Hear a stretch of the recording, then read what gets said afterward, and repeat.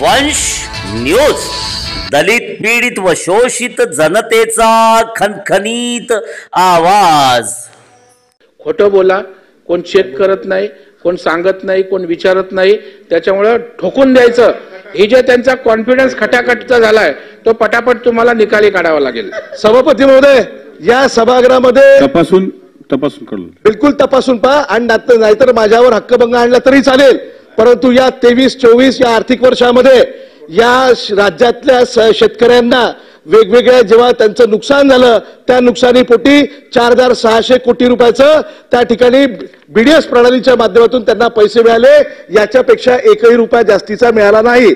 आणि खोटं बोला, रेटून बोला, हे आमचं काम नाही आहे, हे तर यांचं काम आहे। हे तर वर्षानुवर्ष हेच करत इथपर्यंत आले, नाही तर 75 वर्ष लोकांना माहित होतं, जनतेला माहित होतं, जनतेला माहित होतं की खोटं बोलणारे लोक आहे, म्हणून आजपर्यंत सत्तेवर आणलं नाही। आणि म्हणून खोटं बोला, रेटून बोला, हे आमचं काम नाही आहे। छाती ठोकपणे बोलणारे आम्ही लोक आहोत, हे लक्षात ठेवावं। तुम्ही काय करा भाई, तुम्ही काय करा, सगळ्यात पहिले आशिष शेलारांचा राजीनामा घ्या। त्यांनी स्टेटमेंट दिलं होतं 44 पेक्षा एकही खासदार जास्त आला तर मी राजकीय जीवनामधून संन्यास घेईन। कुठे आहे आशिष शेलार? आणा, संन्यास घे म्हणा, धम असं ना संन्यास घे, नाही तर फोकराडगिरी करायची नाही म्हणा।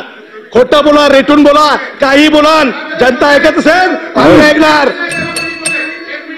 बोला बोला बोला दरेकर साहेब। भाषण करण्याचा पूर्ण अधिकार आहे त्यांना, आकडेवारी सहित जे टीका करायचे तोही त्यांना पूर्ण अधिकार आहे। ते फोकनाड आहे की पोकनाड आहे, आम्हाला तुमच्यापेक्षा घाण बोलता येतं। अशा पद्धतीने बोलाल म्हणजे परवा विरोधी पक्ष नेत्याने केलं का तुम्ही? आशिष शेलारजी या सभागृहाचे सभासद नाहीत, या सभागृहाचे ते सभासद नाही आहेत, त्यामुळे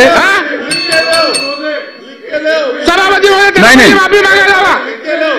काय पोकनाड म्हणजे नाही सभापती बोल बघा, वंजारी साहेब ते या सभागृहाचे सभासद नाही आहेत। अशा पद्धतीनं चुकीच्या रेकॉर्डवर जाऊ नये, चुकीच्या रेकॉर्डवर जाऊ नये, जे शब्द चुकीचे आहेत ते काढून टाकण्यात यावे। आमचा व्हिडिओ जास्तीत जास्त लाईक करा, शेअर करा आणि आमचे YouTube चॅनल सबस्क्राईब करा।